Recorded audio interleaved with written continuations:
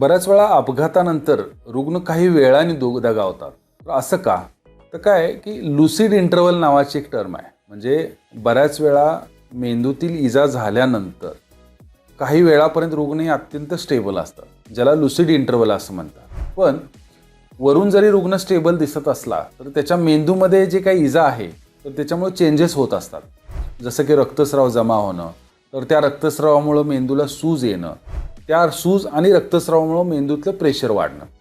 अर्थात हे जर प्रेशर आपण लवकर ओळखलं नाही किंवा त्यासाठी इंटरव्हेन्शन केलं नाही आणि त्याचं जर प्रमाण वाढलं तर मग मेंदूच्या महत्त्वाच्या स्ट्रक्चरना डॅमेज व्हायला लागतो आणि मग मात्र रुग्णामध्ये ती लक्षणं दिसायला लागतात.